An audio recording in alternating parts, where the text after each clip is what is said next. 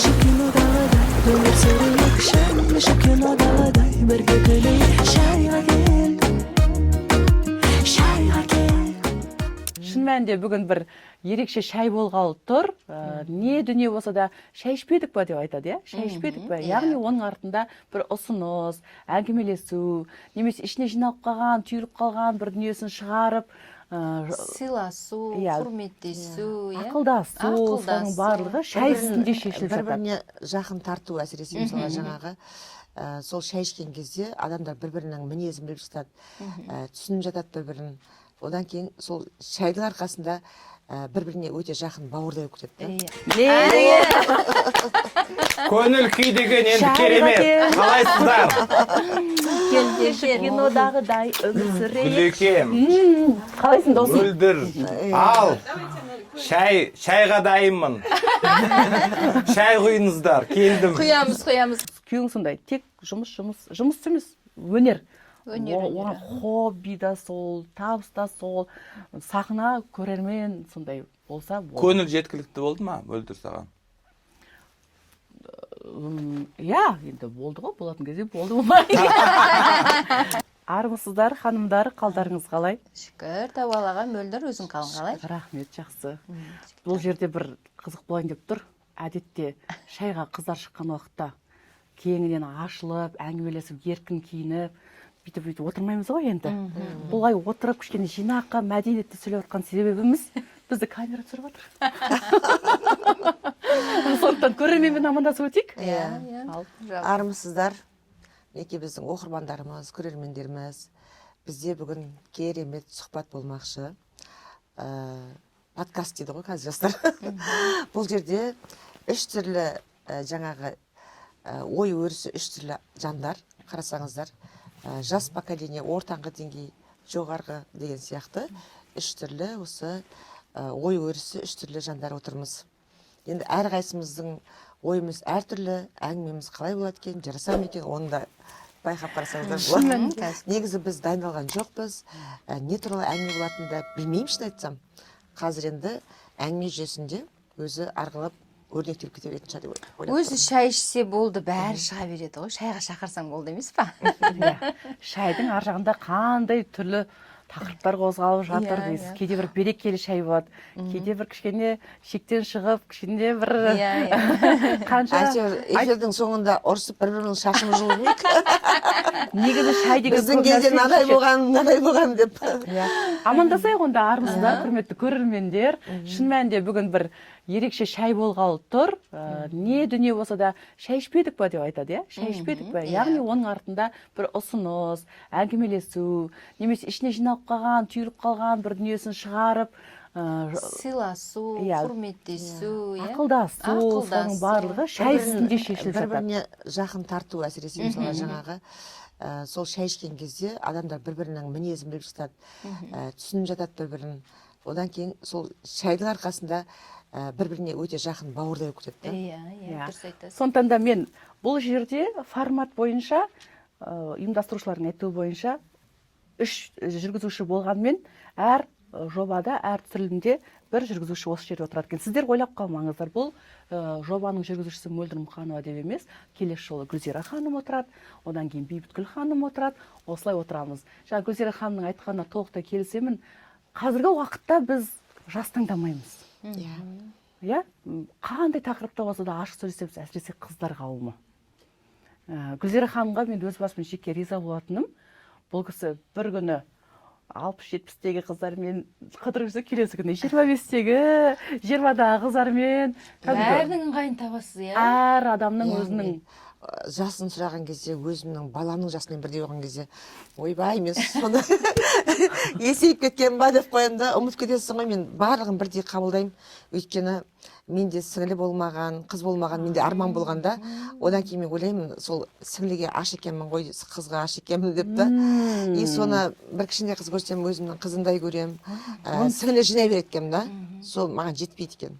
Оған қоса дүниеге тек ұлдарды алып келдіңіз.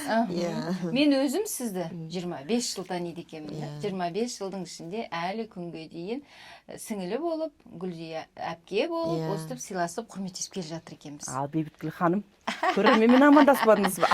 Қайырлы күн деп айтайық. Бүгін қайырлы күн. Баршаңызға сәттілік тілейміз. Бүгін сәрсенбі сәтті өтсін дейміз баршаларыңызға. Мынау шайдың қыздары деген керемет подкаст басталайын деп жатыр. Гүлзия әпкеме сізге айтайын ба? Осыдан 15 жыл бұрын мен әншілерді, композиторларды, ақындарды бір-біріменен аралассын деп шайдың қыздары деген чат ашқанмын. Сіз ол чатыңыздың атын өзгертіңіз енді. Қалай деп айтайын ба? Алтын көпір деп қойыңыз. Бір-бірліктарына Себебі сіз алтын бәрін көпір деп па? таныстырасыз. Иә. Біздің ортамызда мені Абылайхан дейді, ал керек болса. А. Неге дейсіз ғой? Абылайхан 300-дің басын қосқан дейді. Ұйымшылдыққа шақырған, тәртіпке шақырған дейді. Енді мен керемет тәртіптімін деп тұрған жоқпын. Солай қыздардың өздері қойған аты да, а сізге алтын көпір деген ат Мен солай шайдың қыздары дегенім, жаңа Гүлзира ханым айтып кетті ғой, шайдың ішінде біз жаңағы бір-бірімізбен кісі біліскенше, ат кісіні ескенше дейді ғой, сол сияқты бір-бірімен білсін деп шайдың қыздары деген чатты ашып, бір-біріне жаңағы сазгерлер, ақындар әндерін ұсынып әншіге. Себебі ол әнші қыздар, жүргізушілер бар ішінде, радио жүргізушілер бар ішінде. Соны қарап отырсам, қазір сол менің 15 жыл бұрынғы айтқан тақырыбым визуализацияға айналып, Шайдың кәдімгідей қыздары. үлкен шайдың қыздары деген подкаст шығып жатыр. Қараңыздар. шайға кел шай ішіп бірге отырып кино көріп Ал енді не жаңалықтарыңыз бар? Гүлзира Гүлзира ханым, ханымнан сұрайық.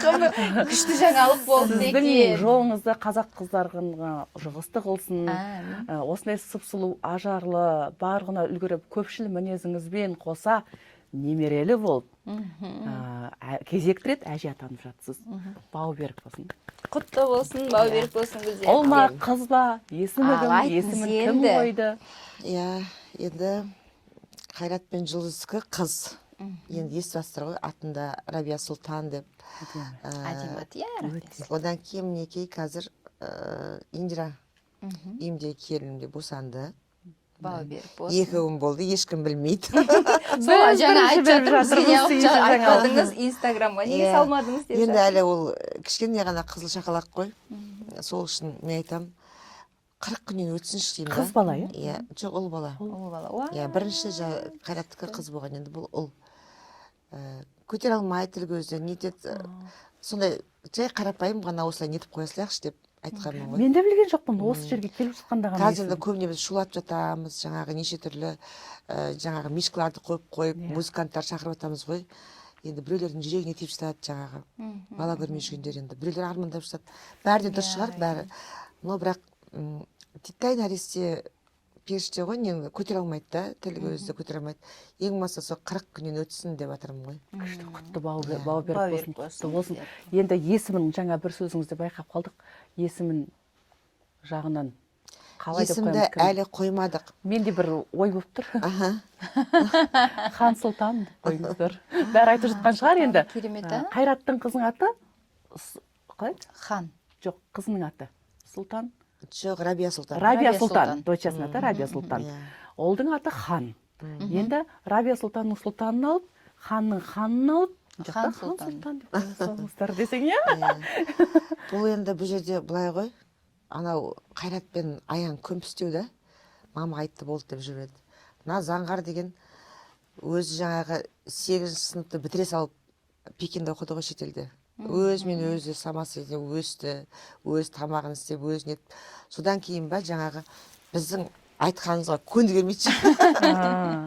Бірдеңені айтып былай десең, жоқ былай деп тұрады ғой.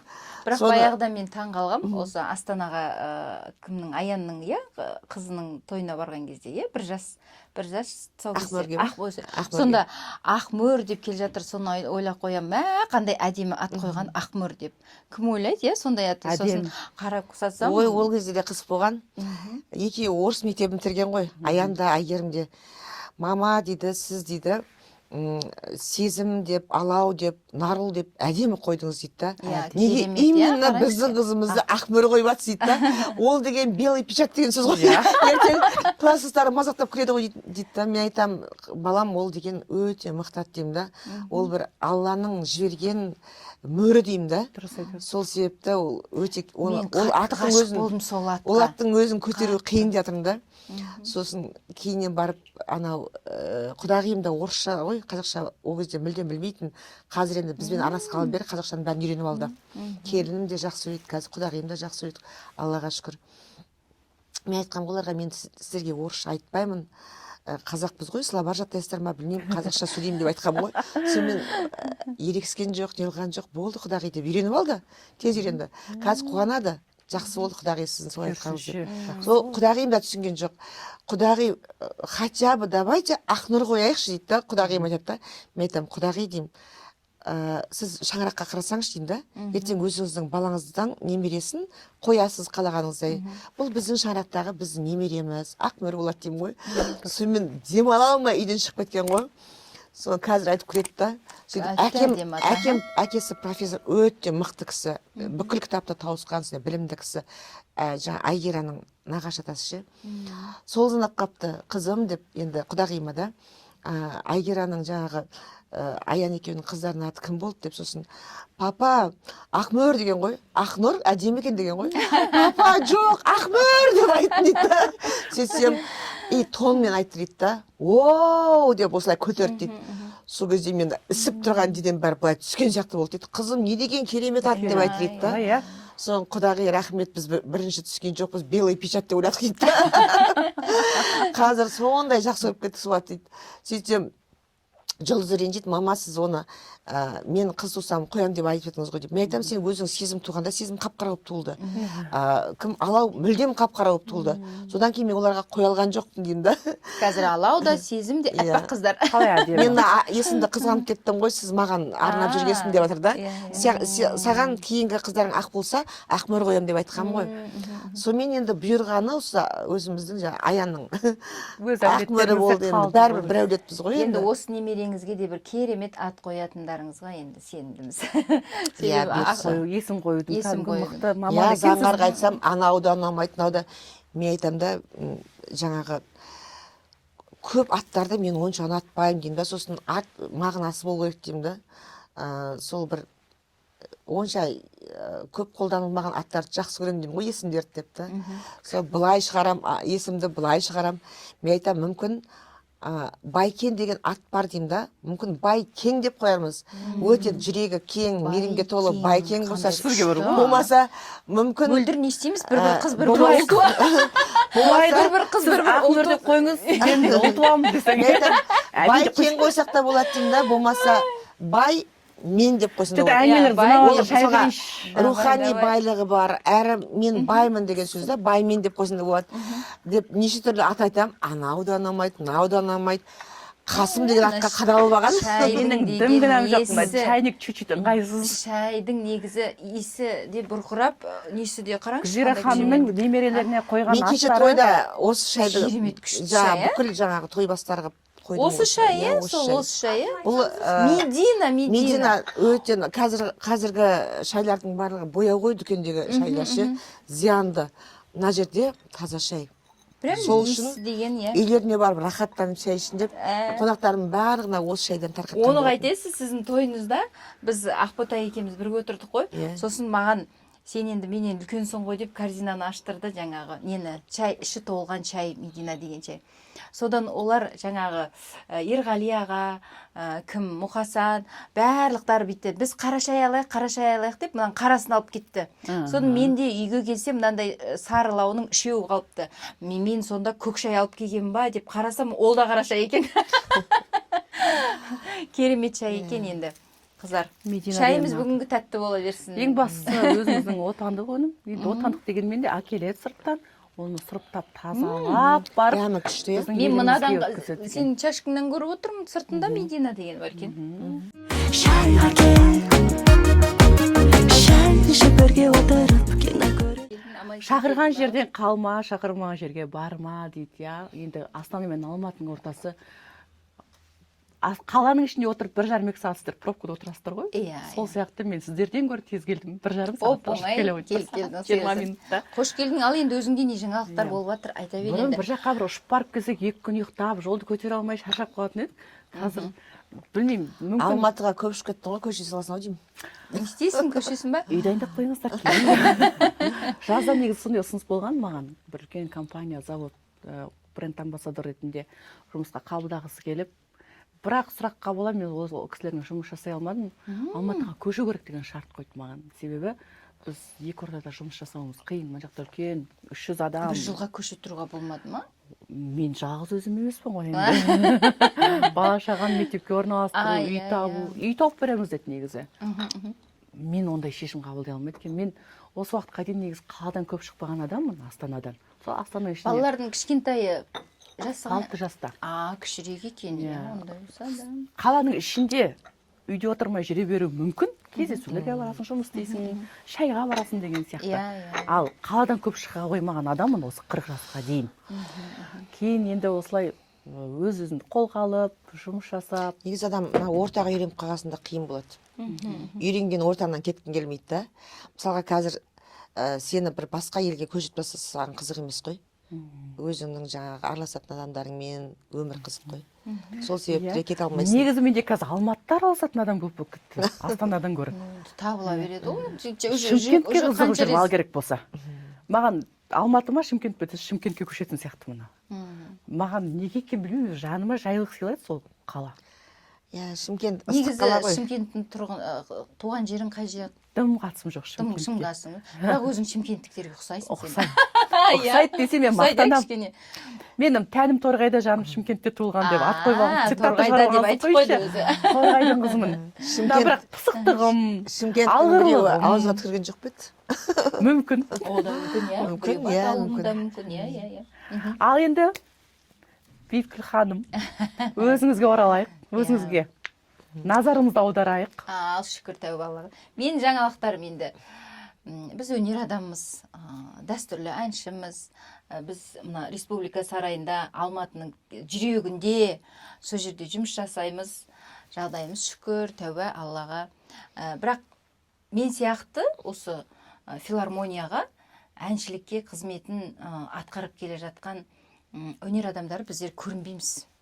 Біздер сахнада, жаңағы правительственный концерттерде күтіп алу, көбіне дәстүрлі әншілер, шығарып салу. Сіздер мықтысыздар, мен әншілер ішінде дәстүрлі әншілерді қатты мойындаймын. Иә, олардың бөлек әлемі бар. Диапазоны дейді, тағы бір нәрсе дейді. Эстрада әншісі дәстүрлі әнді айта алмайды. Дәстүрлі әнші эстрадалық әнді кез келген алып кетеді. Және де дәстүрлі әнмен айналысып жүрген әншілер, дәстүрлі әншілер эстрадалық ән айту арқылы танымал болып жатыр. Иә. Сіздің ойыңыз, сіз әлде айтып жүрсіз? Мен де айтып жүрмін, иә, дәстүрлі әндерді де айттым. Одан кейін сәл-сәл қолым сынып домбыраға келмей қалғаннан кейін жас кезімде эстрадаға ауыстым, бірақ дегенмен де эстрадада ол жерде таза эстрада емес, дәстүрлі әндерді, халық композиторларының әндерін, өзіміздің Әсеттің әндері, Шәмші Қалдаяқовтың әндері, соларды эстрадаға салып айтып келе жатырмыз. Енді шүкір тәуба Аллаға, иә.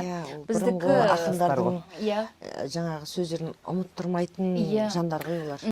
Гүлзира ханым деймін да, әдетте біз жиналып шай ішіп отқанда, бір былай телефон соқса, мынандай телефон кімінде болды?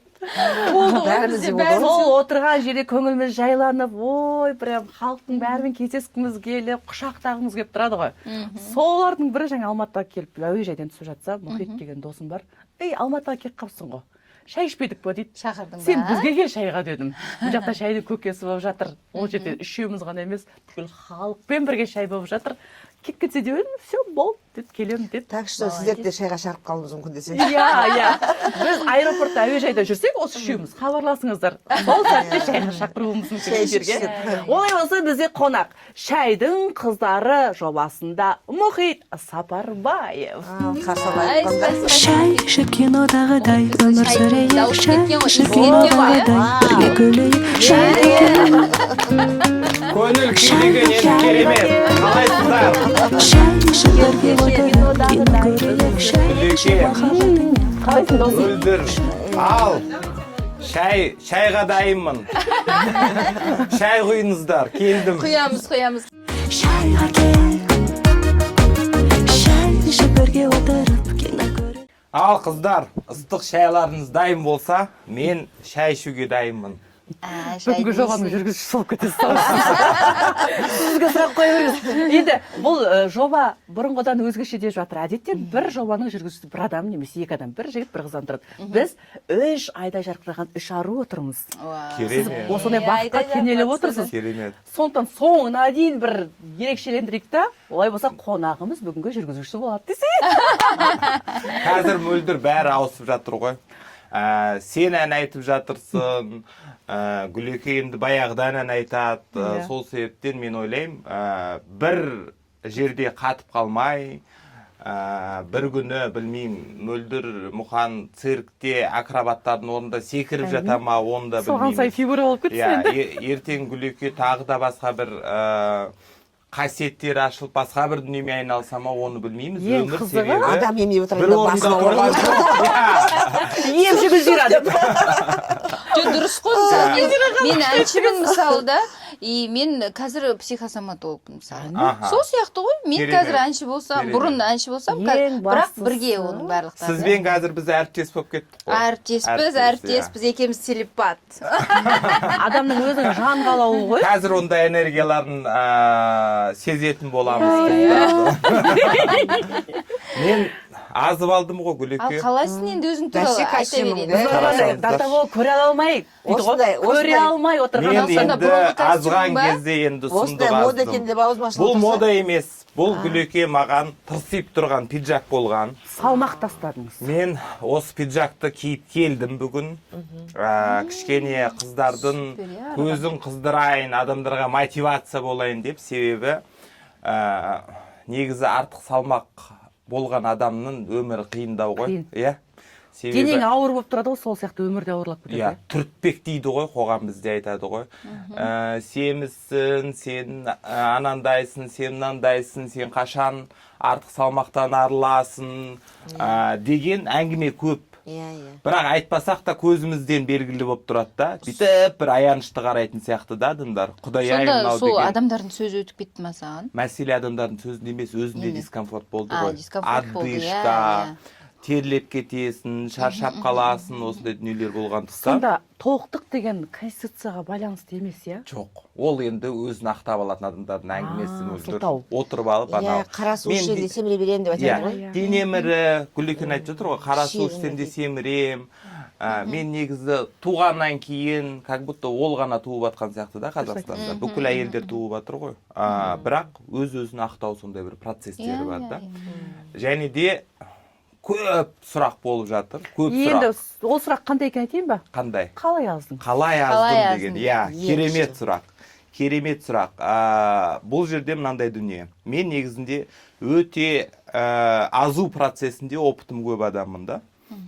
Мен жасамаған дүние жоқ. Мен ашықтым, Қытай таблеткасын іштім, ПП-да отырдым, смузи іштім, мен жасамаған дүнием жоқ. Ешкімге жұмыс істемейді ғой. Қанша жылдың ішінде істедің? Вообще қазір қай ең жасында бастап? актуальный тақырып Жоқ, барлығына проба жасадым деп тұр ғой. Ең маңыздысы Барлық қайсы болды? этаптан өттім.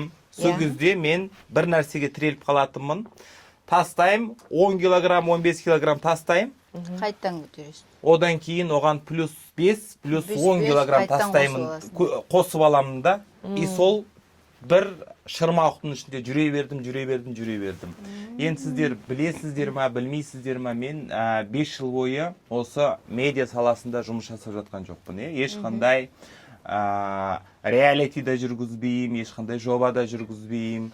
Соңғы нең кіммен болды ғой дейм, Жанархан қызыменен, съемка, Иә. Сол бір Супервумен деген жоба. Супервумен деген соңғы. Ой, рахмет. Супервумен деген жобаны жасадық, Супервумен жобасын жүргіздік. Одан кейін мен жалпы өзімнің жұмысымды психологияға қарай бет бұрдым. Және де қалай салмақ тастадым деген мөлдірдің сұрағына мен былай жауап берейін деп отырмын. Медитация. Қыздар, сенесіздер ма? Медитация. Миыңды көндірдің ғой, айландырып, Тек қана медитациямен осы результатқа күніне жеттім. неше сағат бөлу керек? Күніне 1 сағат жеткілікті. Күнде. Ол жерде қуып кетіп 6 сағат бүйтіп отырудың қажеті жоқ. 1 сағат жеткілікті. Бірақ оның қалай жасау керек деген технологиясы бар да. Сол ғой. Любой Біз отырып нәрсені- көзіміз жұмып аламыз да, бала шағаны ойлап отырамыз, мектепті ойлап отырамыз. Сол ғой. Соның барлығын шығу керек, иә. шайға шай ішіп бірге отырып кино көріп сонда қалай көзін жұмып алып өзіңді арық сезініп солай ойыңа солай ойлап сөйтіп барып азасың ба қалайсың? Мен енді бұл инсайдерский ақпарат қой. Гүлекеннің қазір мен психологияға қызығып қана қоймай, сіздің осы сала бойынша өзіңізбен жұмыс жасап жүргеніңізді білем. Және де медитация деген не деген сұрақты сіз точно білесіз, Гүлеке. Мен медитация жасаған кезде адамдар қандай қателік жасайды. Мысалы, YouTube-та өліп қалған медитациялар бар. Өлі медитация деп неге аталады? Себебі ол жерде энергия жоқ. Оны кезінде айтып кеткен да ол. біреу оны дауысын жазған, одан кейін ол сол кезде ғана актуалды болды. Мысалы, Қайрат Нұртастың фонограммамен беретін концерті басқа өтеді. Мысалы, записін үйде жатып тыңдаған басқа болады. Және де Қайраттың концертіне келіп, ол жанды дауыста концертіндегі атмосфера, энергия бәрі бөлек қой.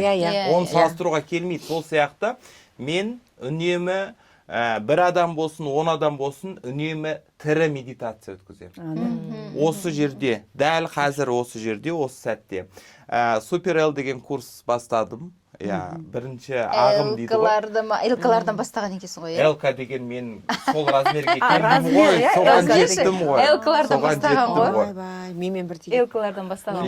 3 XL-ді киіп, 4 XL-ді киіп, осы деген киім сыймай. Мен басқа адам көрген сияқты отырмын ше. Қазір ЛК. Өмір бақи Қазір ЛК. Бір 3 ЛК болдың ба? 3-4 Л болғанмын. Сол Сол себептен айтамын да, бұрын бір басқа адаммен араласатын сияқты, қазір мүлдем басқа сияқты. Сондықтан біз сені өтіп отырмыз. Әйтсе Қайрат кішкентай кезінен бастап білемін ғой. Бірге талай жұмыс жасағанбыз ғой. энергия деген ауысады. Себебі артық салмағы бар адам мен артық салмағы төмендеген адам энергиясы екі түрлі. Біз артық салмақтан арылған кезде өзіміздің бір табиғи состояниямыз бар ғой, табиғи дүниеге қатты ораламыз. Сол себептен қыздар, сіздердің таныстарыңыздың арасында, құрбыларыңыздың арасында артық салмақпен проблемасы бар жандар болса, менің Супер Л деген курсыма келіңіздер. Мен Инстаграм парақшам, сол жерде барлық ақпарат бар. Ол жерде диета ұстамайсың ғой, Диета жоқ. Біз қазір Супер Лмыз. Тортты да жеймін, шай. Мен Супер Лсың. өмірімде диета ұстап көрмеппін. Супер М, Супер С болғанда айтасың ғой бізге. Сен негізінде қатысқың келеді ма? ЛК-мын мен қазір. М-ға түскің келе ма? Келеді. Болды. Онда мен курсыма кел. Мен сені Қанша? бір айдың ішінде М-ға түсірем. С ше. Қанша айдың ішінде? С-қа 2 айда түсірем. 2 айда. Сөз. 2 2 айда С боласың. Одан кейін соска боласың. Сосын соска деген ән шығарасың. Супер соска деген. Онда келесі жылы мен де болайын да. Неге келесі жылы? Өзгерейін ба? Бүгіннен бастаңыз, Гүлзира ханым. Биыл миым ашиын деп тұр деймін, немере көбейіп. Жоқ, немерелерді нетем, құдаларды шақырам, қазасам, ет асам, деңізші соның барлықтарын, иә? Содан кейін, сол үшін келесі жыл деп отырсыз ғой, иә? Қазір қосам. Жоқ, мүмкіндік болса қыста ыңғайлы уақытта, мына күзде өте күнде тынбай жұмыс жасайсың. Иә, мынау сәл күн суығаннан кейін кішкене үйге тығыламыз ғой сол кезде. Алла саламатсыз ба? Мұхит Сапарбаев. Иә, біздің эфирімізде Мұхит Сапарбай. Сұрағыңыз қандай? Бізде көрермен сұрақ келген екен десең, иә. Вау. Телефонды алыңыз, мен сізге оқып берейін. Олай болса біздің әлеуметтік желіге келген сұрақ. Осы телефон үйіңізде болды ма? Болды. Күшті. Болды. Иә. Сол кездер сағынып Талай әңгімелер болған бұл телефонмен. Сағаттап сөйлеседі. Сіз кез келген сұраққа жауап беруге дайынсыз ба? Шамамның келгенінше.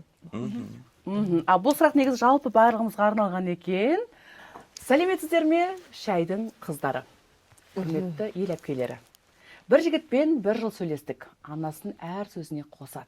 Ол қасиетін жоғары бағалап, анасына құрметі деп ойлайтынмын. Содан жақында мамамның аяғын суға салып уқалайсың, ақшаны мамама береміз дейді.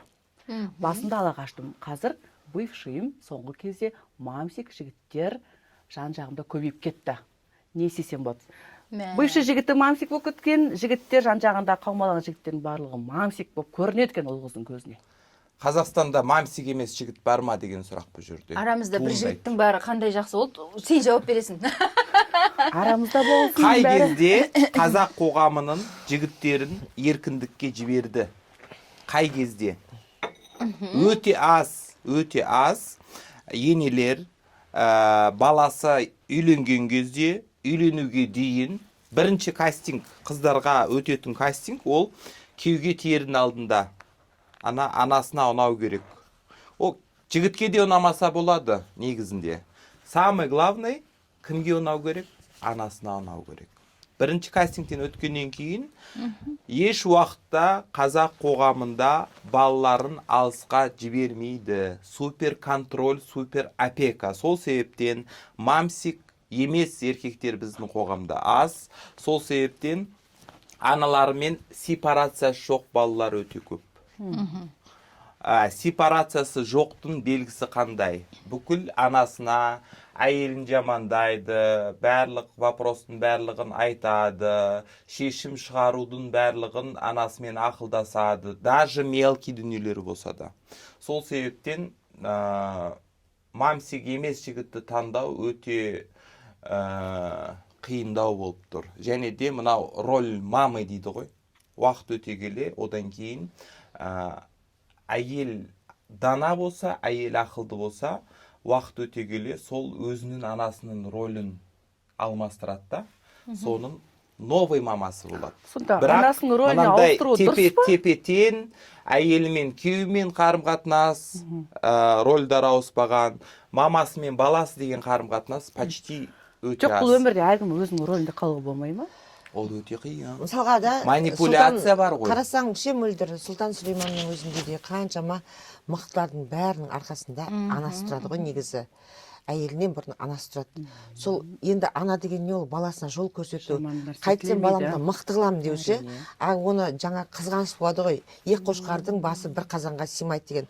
Соған енді келіншегі сәл төзсе, ананың өзінің ақылдылығымен енесінде орнына қоя алады, күйеуінде орнына қоя алады. Ақылды келін болатын болса, ол оған түк емес ше. Күйеуді жаңағы өзінің несіне қойып алады, түк емес келіндерге. Бірақ соған ақымақтық жасайды ғой. Мамасына қарсы келеді, сосын күйеуіне реніш басылады, сен мамаңа былай қарап қойдың, маған былай қарап қойдың деп. Ол бір кішкене ғана уақытша нәрсе. Қойып алу орнына ол кез келген жаңағы ақылды әйелдің қолынан келетін дүние ол. Содан кейін барып, ол ақылды болғасын, жаңағы саған ең басында, мысалға, енеге сыйлы болса, ағайындарға сыйлы болса, күйеуін құрметтей білсе, одан кейін өмір бақи ол келін жақсы көреді. Ең басында келген кезде біздің үйде ондай, мына жерде мынандай деп өзінің жаңағы шаңырағындағы дүниелердің бәрін сенің үйге қойғысы келеді да, есіктен кіріп төрі менікі дейтіндер көп та. Түсіндің бе? Өзінің заңын қолданғысы келеді. Ол келген келіннің заңы ол жерде болмайды. Ол өмір бақи сол әулетте, ол болып жатқан заңда, оны келін бір күнде бұза алмайды. Ол келін бұзады, рас, балалы шағалы болғанда, ене адамның күні адаммен деген, ене келінге қарайтын болады. Келін маған қандай көйлек кигізеткен, мына жаққа барған кезде жаңағы реттер ме екен деген сияқты, күйеуі де сол әйеліне қарайды да. Ененің де күні, күйеуінің де күні балалы шағалы болғаннан кейін сол әйеліне қарайды, келінге қарайды ше. Жалпы әркім өзінің орнында болса, әркім өзінің орнында болса болған сияқты. Сол орнын білмей жатыр ғой. Енелер өзінің орнында болса, келін өзінің орнында болса. Біреулер мысалға жаңа мамасының баласы деген жаттап алған қазірше. Сәл анасын қадірлесе, болды мамасының баласы. Мамасы баласына жаман болсын демейді.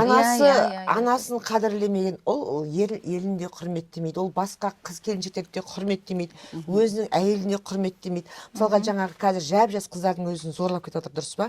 Ол ана қадірлемеген жігіттерден шығады соның барлығы. Сол үшін қыздарға кішкене бір ақыл болу керек та. Егер жаңағы менің шығатын күйеуім анасын құрметтемесе, ол қалай жаңағы Мені менің құрметтейді. сіңлім мысалға біреу балдыздарына тиісіп жатады, дұрыс па? Ол кезде ол әйел баласын құрметтемейді, анасын құрметтемей адам.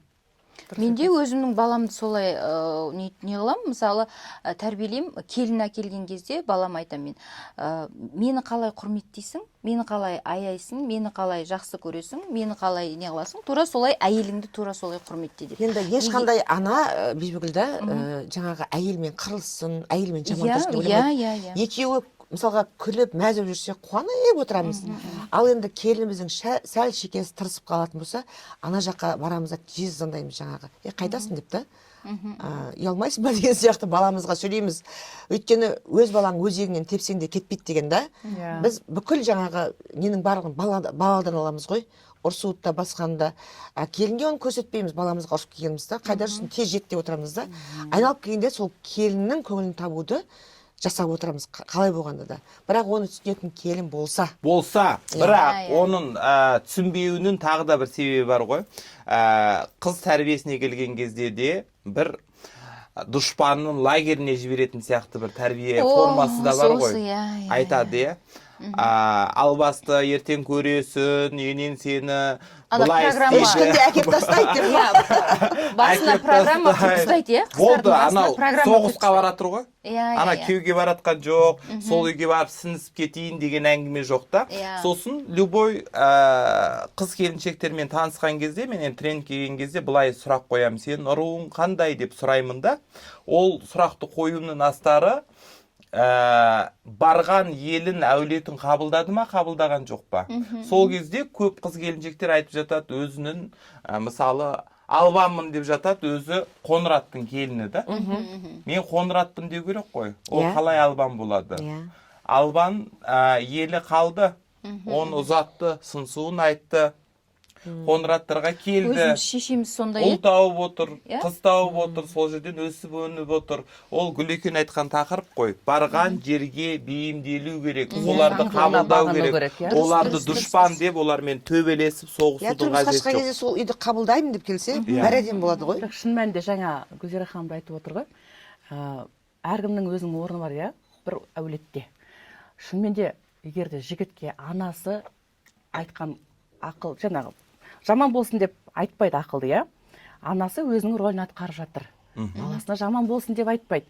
Ал әйелі өзінің рөлін атқарсын. Егер де үлкен әулеттен ақыл кеңес келіп, баласы соны нәтижесін көрсетіп жатса, келінге рахат қой, жаңағы әйеліне. Бірақ сол айтып тұрмын ғой, бұл жерде келіспейтіндері бар да. Болады. Мамасы, олар өздері үлкен семья, олар өздері шешеді, шаруам жоқ, айналысып араласпаймын дейтін.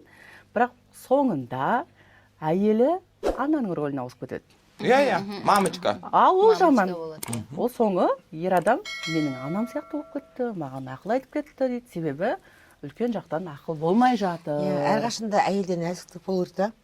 Нәзік болып, бір қолынан келмейтін сияқты бір дүниелер келіп тұрса да ше, аңқаусып жаңағы күйеуге мен сенсіз жасай алмаймын ғой деп жаңағы күйеуіне сенім артқан кезде, ол өзін сол ер азамат сезінеді да. Мен жасаймын деген сияқты, содан кейін қарым-қатынас мүлдем басқа өтеді. Ал енді жоқ, сен отыр тұр, жаңағы нан жасайсың, бармайсың ол жаққа дей беретін болса, әрине солай болады. Просто қазіргі уақытта ана қыздардың өздеріне деген сенімдері қатты артып кеткен.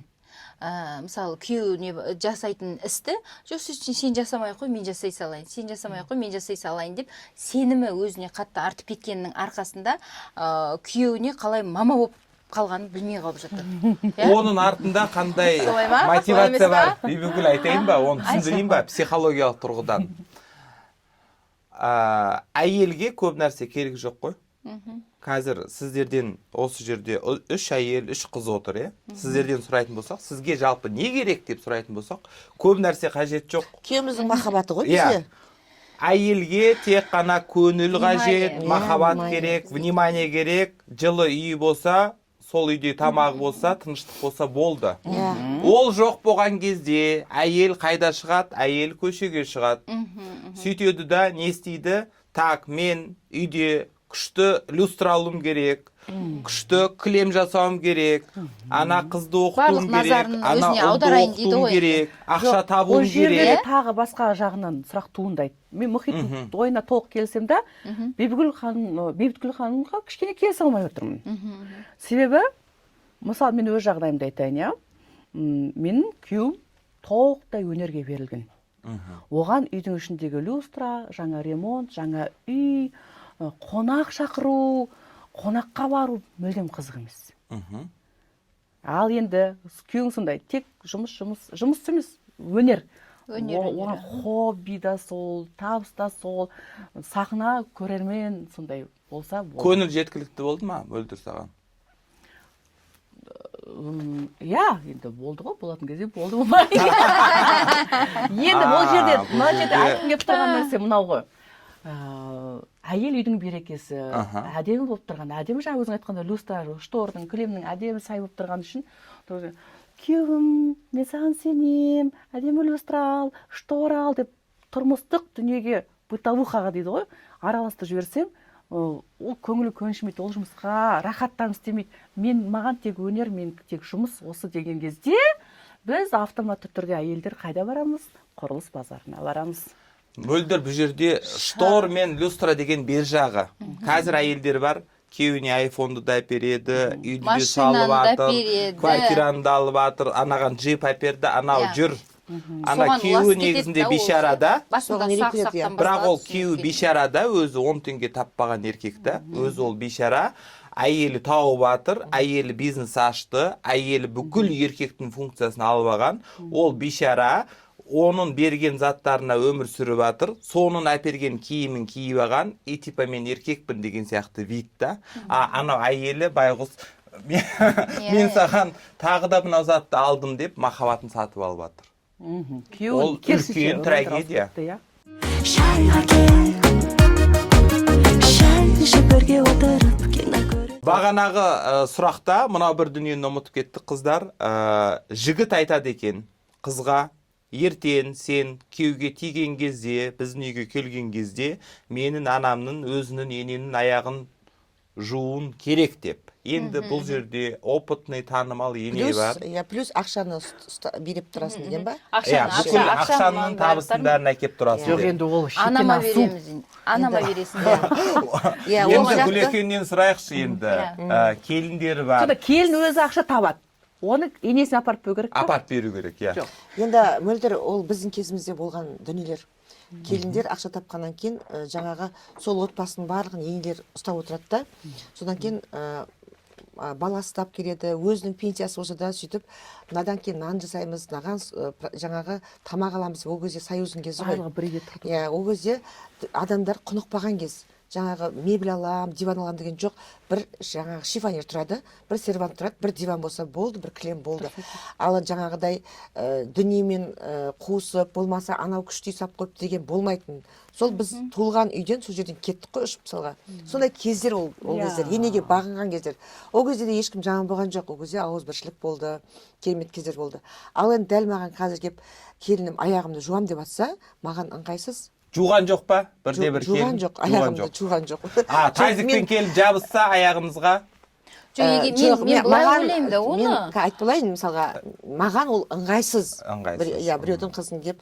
Одан кейін мен еш уақытта келіндерінен айлығын сұрап, ақшасын сұрап көрген емеспін. Ол ең бастысы өзінің алатын заттары бар, іш киімі бар, жаңағы мүмкін анасына сыйлық алғысы келетін шығар, дұрыс па? Құрбысымен бір жаққа. Шай ішкісі келетін шығар. Еш уақытта келін сен маған ақша бер деп айтып көрмеппін. Бірақ қолымнан келсе, бірдеңені армандап отырса, мысалға көлік армандауы мүмкін, басқа армандауы мүмкін, мысалға мен оның міндетті түрде соған көмектесуге тырысамын. Өйткені балдарымның да маған беретіні бар. Мысалға барлық ойлайды да, Қайраттың табысымен ғана күн көреді. Ана екі баласы жай былай жүр, неше түрлі машинаға мініп алып, келіндері былай жүр деп. Менің екі келін де блогер ғой. Олардың рекламасын өзі жетеді. Гүлзираның келін деген пижат басылып тұр ғой, бастарында болды ғой. Ұшып жатыр ғой ше. Әр жерде мысалға 500 мың болсын, 200 мың болсын, миллион болсын, олардың табысы өздеріне жетеді. Құдайға шүкір, барлық жер шақырады оларды ше. Оны өздері жаңағы Инстаграмнан көрсе болады. Ал енді Аяным өмір бақи жұмыс жасап келатыр ше, ол да не. бірақ оныкі көрінбейді да, ол үлкен үйде ғой енді. Заңғар енді пысықта ол. Көбіне жаңағы өзінің алатынын, бөлетінін бәрін біліп алған. Ол енді стройка жақта жұмыс жасайды, үлкен жаңа немен жасайды ол енді. Ана цемент қарайды, бір бәле қылады, осындайларға машиналар қойып, әйтеуір өзінің табысы өзіне жетеді. Шындығына келгенде барлығы заңғардан ақша сұрағышта пысықта болшы. Мектепте жүргенде сондай болатын. Келіндерден сіз ақша алмайсыз, иә? Келіндерден еш уақыт алған емеспін. Одан кейін мама сізге не сыйлық керек? Менде бәрі бар ғой балам-ау деп сөйтем да. Сонда да болсын, көңілім көтеріп бір даже мына сағатымды да Әйгерім сыйлаған өте жақсы сағат мама осы деп жаңа таза бірдей осы хит болып атты ғой. Жаңағы мына жүзігімді мысалға Индирам сыйлаған деген сияқты мен өзім жақсы көремін, қанша не болса да. Қанша миллион деп Ал қарап. енді Қанша не болса да. Әлі ондай миллион сағат таққан жоқ. Солай мысалға жаңағы келіндерім бір сыйлық алуы мүмкін. Жаңағы аяғы жуат, ененің аяғы жуат дегенде мен ойлаймын да, қазір мысалы сіз жассыз, кәрі емессіз, ал енді бұрында егерде енелердің аяғын жуып тырнағын алатын болса, ол кісілер 80-де, болмаса 90-да жүріп тұруы уже қиындаған кезде, сонда енді келін болған адам 40-ға 50-ге кеп қалды ғой енді. Сол кезде білет та, енесінің жаңағы тұра алмайтынын, жүре алмайтынын, жуа алмайтынын. Анам деп қабылдайтын болса, екеуінің келін мен ананың ененің арасында ауызбіршілік болатын болса, ақылы бар келін жуат неге жумайды. Сол кезде анам айтатын да, енеңді мысалға мені дейді да, келіндерім сыйласын десең, қызым дейді да, енеңді сыйла дейді да. Егер де саған қатты сөйлеп жатса, көзіңнің жасын көрсетпей теріс қарап сығып ал да, шайын бер, сорпасын бер, керек па? Аяғын суға салып, ыстық суға салып, тырнағын алып бер дейтін да. Суға салып деп айтатын. Сонда мен мысалға жасадым. Енеме жасадым соны. Сонда менің енемнің маған деген разылығы қатты болды да. Бата ғой ол. Мен да енем қайтыс болғанда білмеймін, мен көл-көсір болдым шынымды айтқанда да, өкпем өшіп алған кезде әрбір сөзін еще сандыққа салып кеткен ол кісінің пенсиясынан басқа түк жоқ қой. Әдемі бір өзіне ұнайтын ақ орамалды қайтыс болатын кезде осыны Гүлзирама беріңдерші. Өзі тағар болмаса келіне тағар дегенде, жұлдыз келін болып түскен кезде мен сол орамалды күн шыжып тұрған кезде бүкіл бояуым ағып тұрып іздедім да, уже жұрттың бәрі бет ашуға кетті төменге. Ал мен киініп алғам, бүкіл сандық барма ана орамалды іздеп, тапқан кезде осылай қуанышпен көзіме жас алып тұрып жүгірдім ғой. Анаған үлгерейін деп та, сөйтіп жұлдыздың жаңағы несіне жауып, сөйтіп бетін аштырған болатын. Сонда енемнің бір ауыз мысалға жаңағы сөзі ғой. Соны мен қалай да осы соның айтып кеткен сөз ғой, соны орындау керек деген сияқты. Не дейді Құдай-ау? Аманатын орындадым деп уф деген мысалға. Оның барлығы енемен мысалға жасы. Ол 90-ға келінге қайтыс болды, 87-те қайтыс болды. Сондай кісілерді ойлаймын мен енді, жаңағы адамгершілігі бар болса келіннің, көмектесу жағынан аяғын жуама. Енді бірақ қазір енді жас болып, сіздің жасыңыздағылай болып, енді жуу керек деген менің ойымша. Сол анасындай қабылдау қиын ба? Анасындай қабылдау. Негізі сол әлбетті анасы ғой. Анадан ерте айырылған ғой енді. Сөйтіп ана махаббатын қатты қаладым. Есімде, сол сәт есімде, біз Оралдан Ақпатер деген келін болып түскен ауылыма дейін ара қашықтық автобуспен 12 сағат. Батыс Қазақстан облысының жол трассасының үлкен проблема кезі. Сөйтіп кетіп бара жатырмыз, автобуспен бара жатырмыз. Ортасы толған пияз, мешок, коммерсанттар ол жерде билеп тұр. Автобустың ең VIP орны, алдыңғы орындар коммерсанттікі. Жайып тастайды затты, ешкім ештеңе дей алмайды, себебі ауылдың бәрі коммерсантқа қарыз. Сен мына жерге адам отыратын жерге неге оныңды қойдың деп ешкім айта алмайды. Себебі ол барып қарызға алмай қалады деген сияқты ғой. Сөйтіп ана пияздың үстіне аттап келін боп түсуге бара жатырмын. Тұрсынбек екеуміз отырдық автобустың ең артқы рядына. Сосын бір үлкен кісілер келіп, ана жартылай, ана мешоктың үстіне отырмыз, жартылай мына орындықта отырмыз. Автобустың іші пияздың иісі мүңкіп кеткен.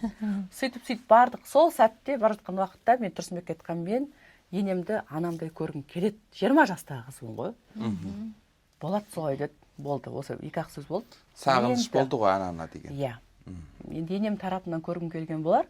Құдайға шүкір, ешқандай өмірімізде бір ұрыс болмаған. Енді қазір көрермендер айтуы мүмкін, әрине екі жақта отырасыңдар, бірге тұрып көрмегенсіңдер деген сияқты. Ұрыссам дейтін адам қашықтықта отырыпты. аяғын жудың ғой. Жудым, бірақ ол күйеуімнің талабы емес, жай ғана жақсы бір әсерлі сәт қалдырғым келген шығар. Арасында бір қыдырып келеді, тазикке су құям, үстін плитпен жауып қойып, аяғын қыздырып, тырнағын алып беріп, күштілеп. Жай тырнақ алмай, мен педикюр жасаймын. Құрметке бәрін құрметке жатады ғой, керемет құрметке. ваннаға түсіріп. Мен қазір өзіміз анам жоқ болғаннан кейін, енем жоқ болғаннан кейін ойлаймын да, қосымша неге бүйте салмадым екен деп. Оның барлығы ертең өкініш болып қалады. Қазір ерегісіп отырған мышық пен ит сияқты болып келіндер мен нелерші, енелерші. Бірақ кейін сол келіндер өздерінің басына келгенде өкінетші. Сол бір әдемі көзбен қарай сағанда, сыйлай сағанда, ол анам маған бәрін жайып тастар еді ғой деген ой келеді да. Өйткені өзінің сиырға туған күн бұзауға да туады деген сөз бар. Жаңағы енді ақша. Мысалы, әлі күнге дейін жазады маған, мөлдір ақша салып жүрші. Ол толық тапқан айлығыңды маған бер деген сөз емес.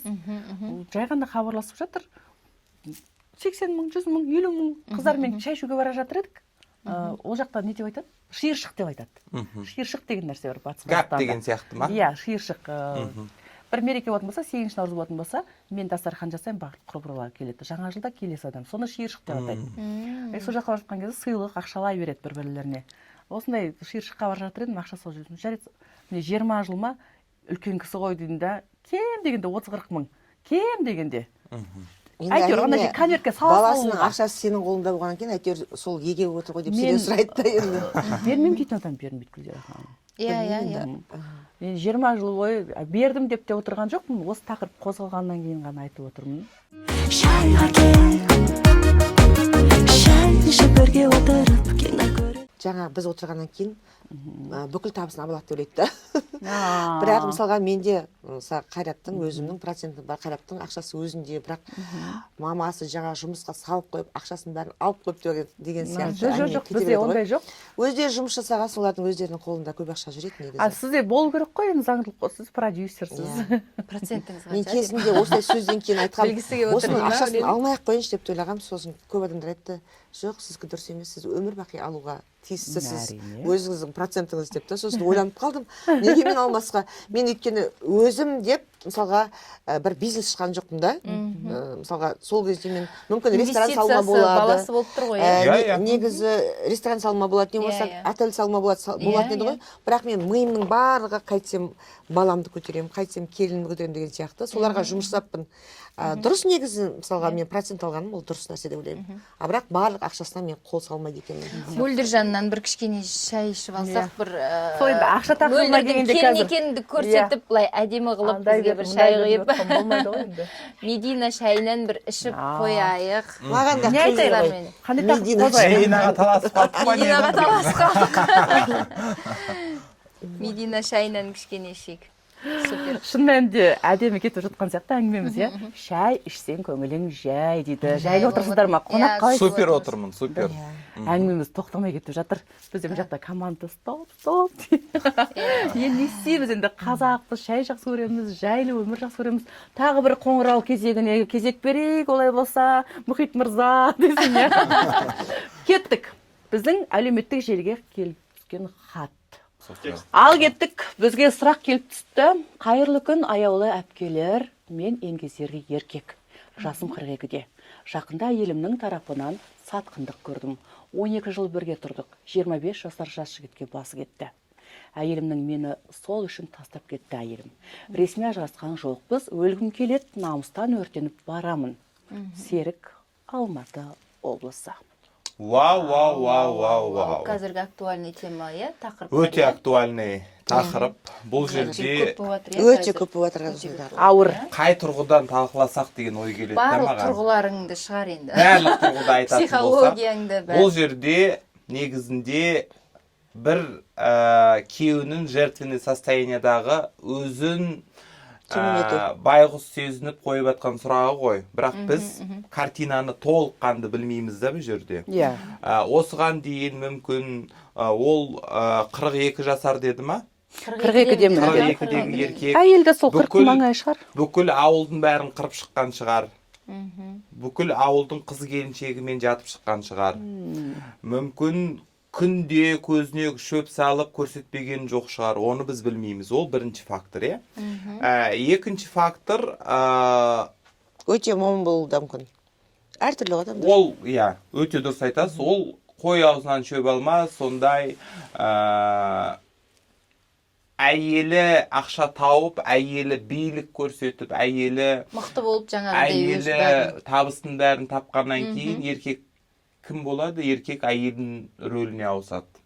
Сол аузына құм құйылып, әйелім біледі ғой, әйелім жасайды ғой деген сияқты дүниемен әйеліне үлкен сенім артқан шығар. Енді бұл жерде көп жағдайда қазір сұмдық әйел оңбаған деуге болады.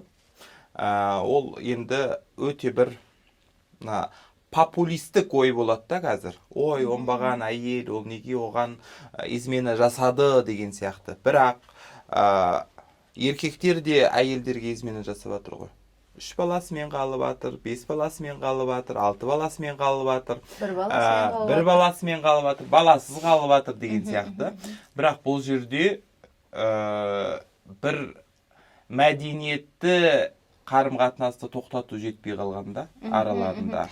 Столға отырып келісіп, менің сенімен өмірлік этапым аяқталды, менің бөлісетін дүниені бөлісейік, бөліспейтін дүниені бөліспейік, мен енді осылай кеттім. Ары қарай ол әйелдің өзінің шаруасы. 25-тегі жігітпен жүреді ма, 99-дағы шалға тиіп алады ма, ол басқа оқиға. Бұл жердегі барлық драма әңгімелеспеу, сөйлеспеу, келісімге келмеу, ортаға ашық айтпау деген сияқты. Мүмкін ол еркектікі, ол еркек импотент шығар. Может быть, ол жылдар бойы әйелімен қарым-қатынас болмаған шығар. Енді қазақта баяғыда қайтып жеткізген айтқан ғой, баланы ауру деген сияқты. 16 жыл тұру мүмкін емес онда. Ондай болатын болса. Бұл бір бақсыға жағдай болған ғой. Бұл енді кісі не істеймін деген ойын бізге тастап отыр да. Не істеймін деген. Сондай жағдайда, ондай жағдай болғанда мен айтып кетейін. Бұл уақытша ауру да. Уақытша ауру өйткені барлық адам ажырасқан кезде 1 жылдай, 6 айдай қатты қиналады. Сосын уже оның маскасын көреді ғой. Тоқтайды да, ол қандай адам. Соған уже көзі ашылып, неткен кезде өзі соған шүкір дейді. Менің өмірімнен кетіп қалғанына шүкір дейді да. Әр нәрсенің қайрым болады, ол да өзінің адамымен кездеседі мысалға. Бірақ енді бәрібір де ол 25 жастағы жігіт кетіп қалған кейін, ол қабылдаудың қажеті жоқ уже қайттан. Оған жалынып, жылап, типа қайтып келсін деген сияқты жасаудың қажеті жоқ. Бұл жай ғана уақытша, адам бауыр басып қалады, үйреніп қалады. Содан кейін кішкене қиналады. Бұл уақытша ғана нәрсе. Сол ғой айтып тұрған жаңа сол уақыттан өтіп өз-өзіне келіп, өз-өзіне келгеннен кейін қайта қуанады же. Өйткені ол сатқындық жасап тұр ғой. Ол сатқын адам сенімен бірге мәңгі болған саған керек па? Сол үшін бұл уақыт нәрсе, ешқандай қиналмай ақ қойыңыз. Және сол өзінің уақыты келген кезде сіз қайта ертерек білгеніңізге рахмет айтасыз қайта. Аллаға шүкіршілік айтасыз. Алла тағала мүмкін оны саған қасыңа бұл лайық емес деген сияқты. Биыл өзі тазалайтын жыл ғой. Сізге лайықты емес адамдардың барлығын тазалап тастайтын жыл. Мүмкін ол әйелді жолдасынан саған ол лайықты емес деген сияқты алып кетіп те жатқан шығар. Ол да мынау есіктен қалай сені алдап кіремін, есіктен сені қалай алдап шығамын дейтін адамдар бар. Әйел болсын, ер азамат болсын, мысалға әйелі бүкіл жағдайын жасап, сол күйеуімнің болатыны болса екен, бетсе екен деп соның жаңағы ұрпағын өсіру үшін барлығын жасап отырса, ол андай бір ұрт арам болып тұрады да. Қалай мен әйелімді қазір алдап кірсем екен деп тұрады да. И бір жаққа кетіп бара жатқан кезде жасырынып жаңағы өтірік алдап, қайтып мен алдап шығып кетсем екен. Ең ауыры сол. Әйел арақ ішкенге де шыдайды. Әйел жоқшылыққа да шыдайды. Әйел барлық нәрсеге шыдайды. Жаңағы әйелдің ақылы 40-ге жүктеп жатады ғой мысалға. Қиындығы өте көп әйелдің да.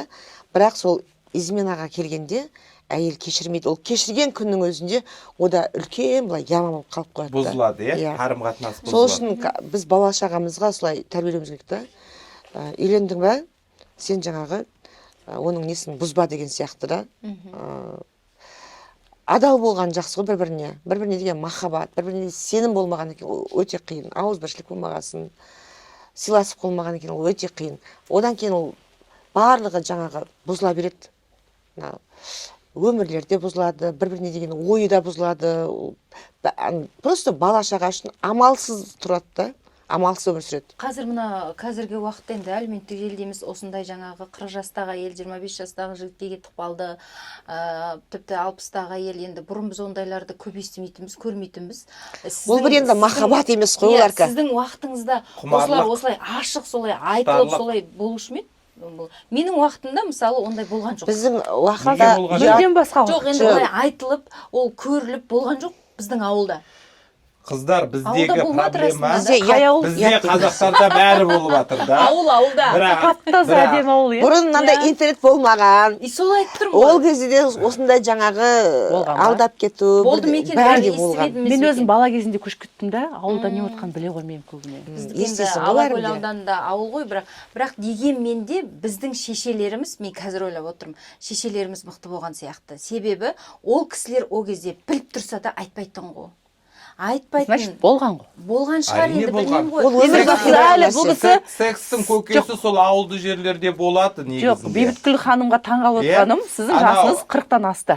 Сіз неге әлі момақан болып отырсыз? Ондайды естімедік қой бұрында. Болған шығар деп отырсыз әлі де. Ауылды естімедік қой. Соны ойлап отырмын. Шешелеріміз мықты болған шығар, айтпаған шығар. Вот болды, бірақ айтқан жоқ. Себебі сіздерге айтты. Жасы 52-де айтсаңыз, жасым 52-де. 52-де. Еще тем более 52. 52-де жүріп Қазір былай ғой. Былай да қазір. Сенің үйіңде, қарасай, сенің үйіңде болмай жатқан нәрсені біреу осылай болған шығар дейді да біреуге есік дейді да. Бүкіл интернет кетті бітті. И солай деп бәрі қадал болады. Ананың айтқан өсегі шындық қалады кетеді да. Сен қанша шырылдап, ондай емес дейсің ғой. Ешкім сені мойындамайды ғой. Просто ақталмау керек қой. Иә. Просто ақталмау керек те бірақ ана өтірік өсекке жаның деді ғой. Шайға кел, шай ішіп бірге отырып кино көріп. Жұрттарға не керек? Жұрттарға хайп керек. Одан кейін подписчик керек. Подписчик керек. Сол үшін бір видеонан бір кесіп алады, сен түрің жаман болып бүйтіп отқаныңды бір себепті кесіп алады да, сөйтіп айқайлап тұрып тақырып қойып қояды. Ойларынан шығарып алады. Айтпағаныңызды айтып қояды. Айтпағанды айтылады да. И сен сол сұхбатыңды ешкім көрмейді да. Сен көтеріп жатсың біраз. Сағаттап берген сұхбатын көрмейді да. Сол ана тақырыпқа даже оқымайды оны. Тақырыпқа қарайды дағы сен туралы өсектегі ұрады ғой. Сауап еші оның астында өзінің писарлар отырады. Жалдап қойған адамдар отырады да. Сөйтіп дағы әдей жаңағы әңгімені халыққа келіп пікір береді да. Ол оңбаған қатын болған деп ше. Сөйтіп жаңа адамдарға жаман ой салады дағы, ол жерде не шатастыру адамдармен. Ол жерде қырылып ұрыс болса, сені білетінен мақтайды мысалға. Ол адамның аузын жауып тастайды, не болмаса блок қойып тастайды деген сияқты. Ол жерде былай не керек та? Айқай шу болатын болса, ана ненің жаңағы жазып отқан админнің парақшасында адам көбейеді да, подписчик көбейеді. Қашан содан құтыласыз айтайын ба сіз? Иә. Ешқашан құтылмайсыз. Мен уже оған үйреніп кеттім. Сіздің танымалдылығыңыздың құны, бағасы болды. Мен бірінші ойбай мынау бүйтіп қалды, отбасымызда мынау сөйтіп қалды деп мен күйіп пісетін, ұйықтамайтын, кейде дата болғандай түк неғымай тамақ батпаған кезде мен уайымнан асқазаным ауыратын да, нервтан ше. Асқазаным ауырады, ұйықтамаймын, ұйқы безім ауырады, давлением 200-дің үстіне шығып кетеді, сондай кездер болатын ше. Оны ешкім білмейді мысалы, мен айтпаймын ғой. Ойбай мен ауырып қалдым, мен даже күйеуіме айтпаймын. Бала шағама айтпаймын мысалға, мен ауырып жатырмын деп та. Мен күліп жүре беремін ше. Танымалдықтың Ал қазір мен ойлайтыным, мен қазір ойлаймын да, неге трусый мен көшеге жүгіріп шығып кетпейді? Маған бәрібір деймін да, өйткені айтатын әңгіменің бәрін ел айтып болды, өтірік өсекті айтып болды. Бәрінің өзінің өмірі бар. Балдарым жас емес, ең кішкентайым 30-да. Мысалға алды 40-қа жақындап қалды, мысалға 37-де ма Қайрат. Ешқайсы жас емес, олар қазір бізге ақыл айтатын уақытқа жетті. Мен неге жаңағы ана баламды бүйтіп айтып қойды, келінім бүйтіп айтып қойды деп мен шабуылдауым керек. Өздері жауап берсін, әрқайсысы өзінің басы бар. 18-де емес, жаңа түскен келін емес, не болмаса әлі ақыл жетпеген бала емес. Мен қазір айтамын күйеуіме, үй шашылып жатса, аттап шығып кете сал деймін да. Мынау не әбішін алмай қалған деп айтпай ақ қой деймін. Біз енді өзіміз әдемі өмір сүруіміз керек.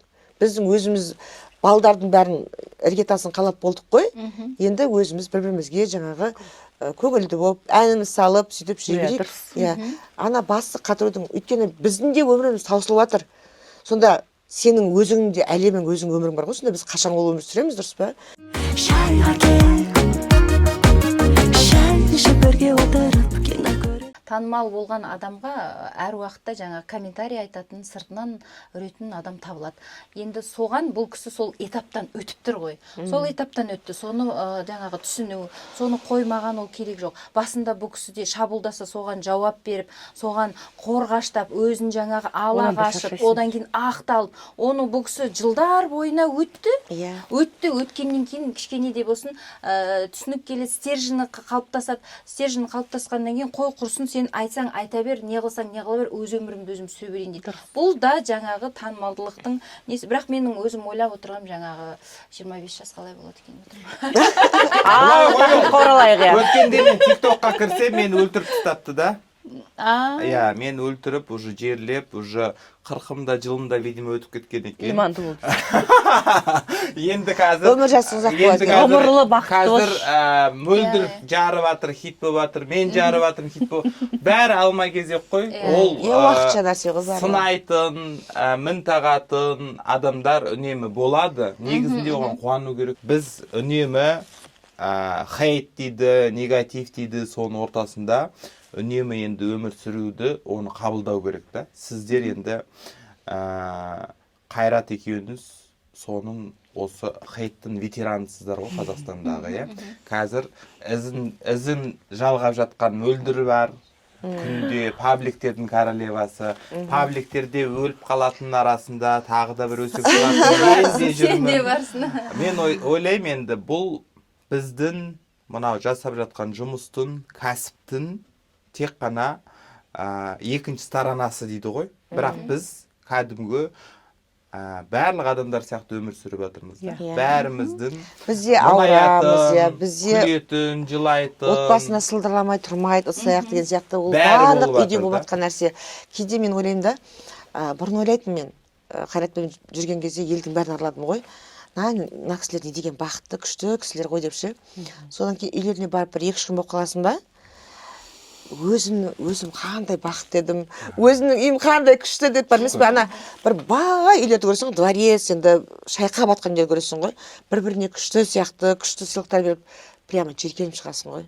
Ана күйеуі әйелін алдап шығып кету деген сияқты, әйелі одан жасырып жаңа ақшаның жасын алып қалу деген сияқты арамдық көп болады да. Келінде баланың арасында да сондай арамдық көп болады. Соны өзіңнің шаңырағым деп өзіңді білесің. Негізі біреудің отбасына қызудың қажет жоқ. Мысалға адамға денсаулық берсе, ең басы 4 көзі түгел болса, ең басы сол.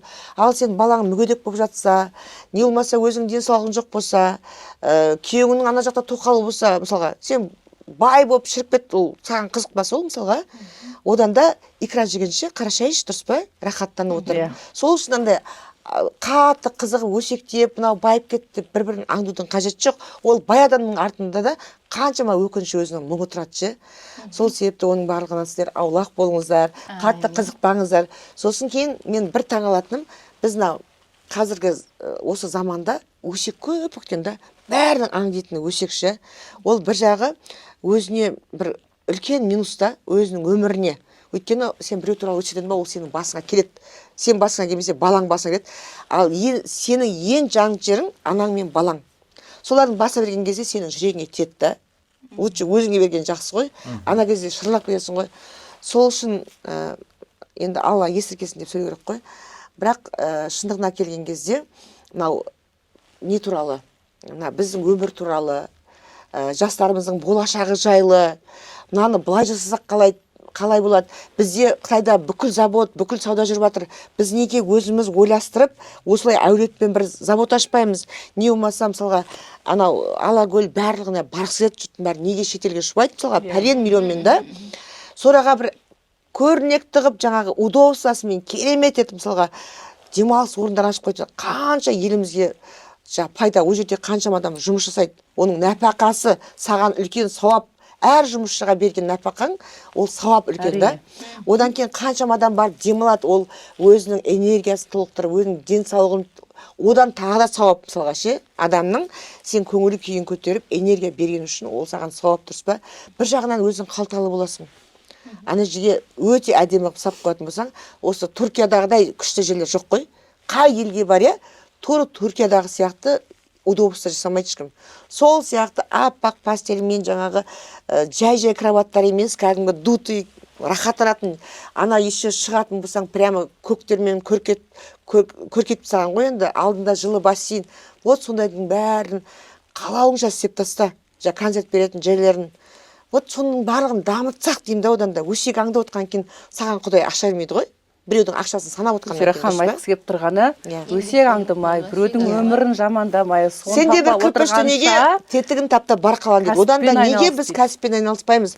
Нәске тоқсақ та, дұрыс па? Дұрыс. Сондай нәрсеге бір бейімделсек, тәрбиелесек балдарды. Әркімдікі өзіне ай Алай болса, көрінер деген нәрсе. Иә. Мұхит мырзаға алғыс білдіреміз келгеніңізге. Негіз көп нәрсе айтқысы келіп отыр, көзі жан. Или операциядан кейін бар.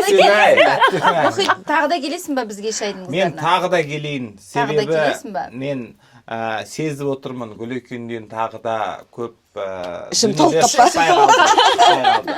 Гүлекен деген енді апамның сандығы сияқты ғой. Ішінде мәдениеттілік те бар, құнды ақпарат та бар, білім де бар. Соның бәрі анау қазанда қайнаған сияқты қайнап жатыр ғой. Сол себептен шақырсаңыздар, шай ішуге тағы да келемін сіздерге. Айтайын дегенім, жобаларыңыз ғұмырлы болсын.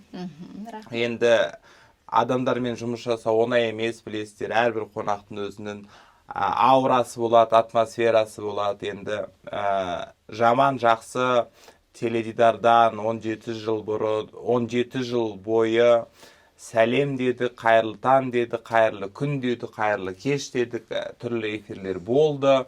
Бірақ бір бақ жанатын бір жоба болады.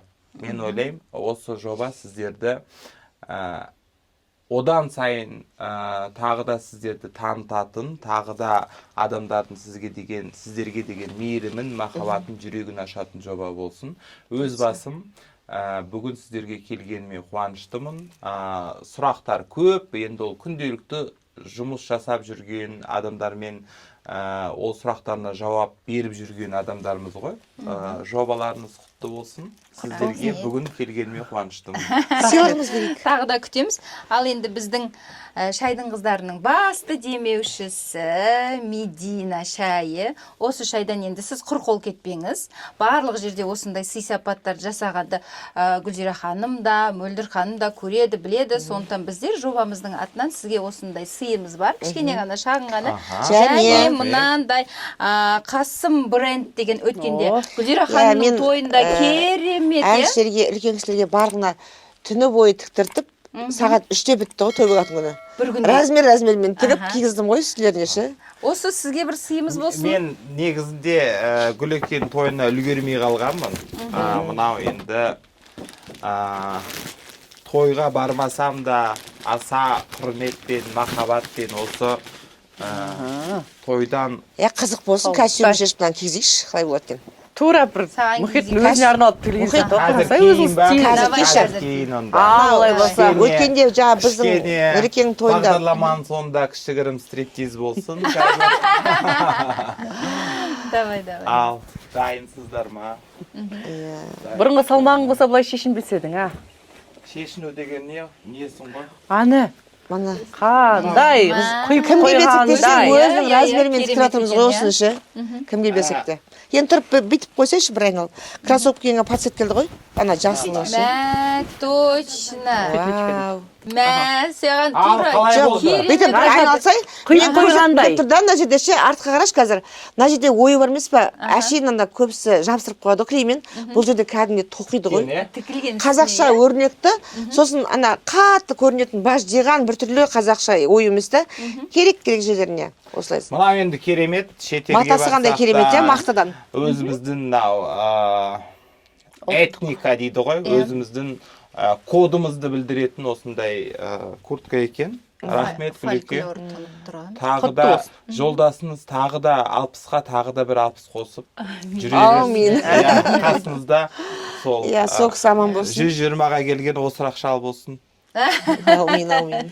Ал Мұхит мырза, бізге келгеніңізге көп-көп рахмет айтамыз. Жаңа тағы да келетініңізге сенімдіміз. Жаңа оны да бір кішкене бүйтіп айттыңыз.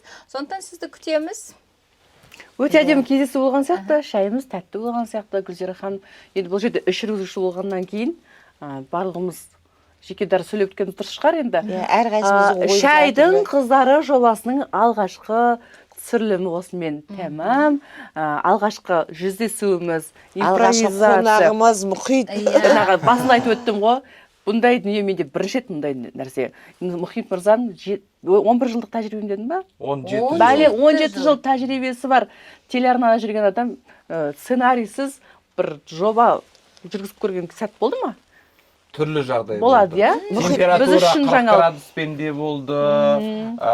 Барлық енді Иә, айтамыз, қызықты айтамыз. дүние. Мұхит Нақты негізі былай ғой, болды. мен түсінетін Мұхит болатын болса, қаншама адаммен жұмыс жасады ғой. Ол просто осылай бір шайда полностью адамды зерттеп біліп шығады да, оның ой өрісін.